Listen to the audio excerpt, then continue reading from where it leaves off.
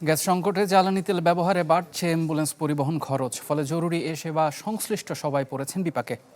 Gas সংগ্রহের জন্য দীর্ঘ সময় লাইনে দাঁড়ানোর ফলে অ্যাম্বুলেন্সের সংখ্যাও কমেছে, ফলে সংকট তৈরি হয়েছে স্বাস্থ্যসেবায়। বাংলা কিউআর যেখানে নগদ পেমেন্ট সেখানে। সারা দেশে 10 লাখেরও বেশি মার্চেন্টে নগদে পেমেন্ট করুন খুব সহজে।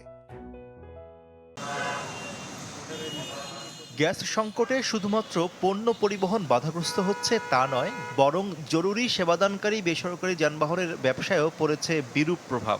চলমান গ্যাস সংকটের খড়ক নেমেছে অ্যাম্বুলেন্স সেবার উপরও। এমনিতে গ্যাসের উপর নির্ভর করে জরুরি সেবার যানবাহনগুলো তাদের ব্যবসা পরিচালনা করছিল, এতে খরচও হতো কম। সংকট শুরু হওয়ার পর থেকে তেলের উপর বেড়েছে নির্ভরতা, ফলে বেড়েছে খরচ, বিপাকে মালিক যাত্রী উভয় পক্ষ। সিরিয়ালে বসে থাকতেছি 5 ঘন্টা 7 ঘন্টা 8 ঘন্টা, ঘুমাইতে পারতেছি না, রেস্ট নিতে পারতেছি না, যার কারণে অ্যাক্টিভ মারতেছি। ঢাকার ভিতরেই আমাদের ঘুরতে হচ্ছে, ঢাকার বাইরে যেতে পারতেছি না। আর ঢাকার বাইরে গেলে তেলে চালাইতে হচ্ছে, অনেক খরচ পড়ে যাচ্ছে অনেক। তবে চালকদের দাবি, খরচ অনুযায়ী ভাড়া পাচ্ছেন না তারা।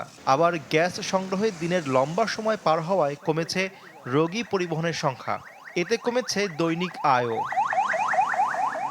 যেমন বরিশাল মানে দক্ষিণবঙ্গে আপনার পুস্তকলা ব্রিজ পার হইলে আর কোনো গ্যাস পাম্প নাই, তাহলে আমরা যদি একটা লাশ নিয়ে একটা রোগী নিয়ে বসে থাকি, হাজার হাজার গাড়ির পিছনে মনে করেন সিরিয়ালেই সারাদিন জায়গা, অর্ধেক বেলা জায়গা গ্যাস লইতে।